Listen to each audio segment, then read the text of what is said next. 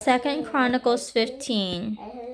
I love Asa, and it's like Asa he knows he was faithful to God. He has faith in God. He knows God is on his side. He wasn't afraid against a large army, as we saw yesterday and today. God responded to him, and I love it when the Bible writes, the Lord is with you when you are with him.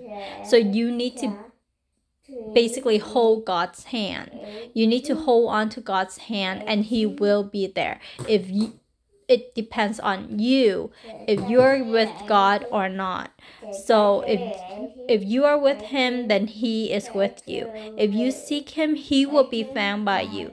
But if you forsake him, he will forsake you. And with God, he doesn't force his love on us. He let us to respond to his love, and we can choose to respond to it like with the affirmative or not. We choose our own destination. We choose our own destiny.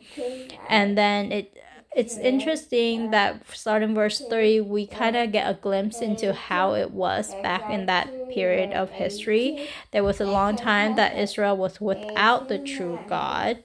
They did not know the law. They did not have someone to teach them. In their distress, they turned to God. And it even said that in those days, it was not safe to travel about. And like, I guess war were constant. People were claiming land, I guess. And it even said because God was troubling them with every kind of distress.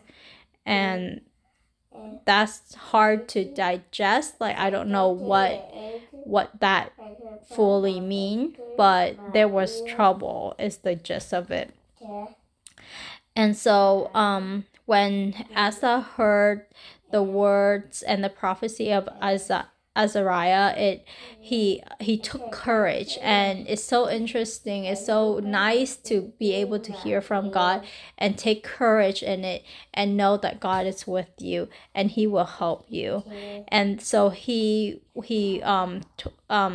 did not he all the people, basically it came a theocracy where God was in the government, and there wasn't religious freedom. Anyone who does not seek the Lord were put to death. And so, I mean, if someone who does not know God, they read that, they take offense at it. But for me, I actually feel liberated reading it, because God is the one true God, and with truth, he does not tolerate any falsehood. And if false gods are to be allowed, they will bring destruction on the nation, because whenever they falls away, whenever they worship a false god, they started to do detestable things like sacrificing their children, like having orgies, and doing things with temple prostitutes. Things like that are detestable to God. And those things lead people away from knowing the one true God. And it's an abomination to him, and he does not tolerate it. And so in response to that, he punishes, he carries out judgment. And so why he doesn't want to carry out judgment, and so he wants to prevent that from the beginning, and to allow some people to do it, it will turn other people away. And we've seen this snowball effect, and these kind of bad influences take root and like growing like a yeast in bread.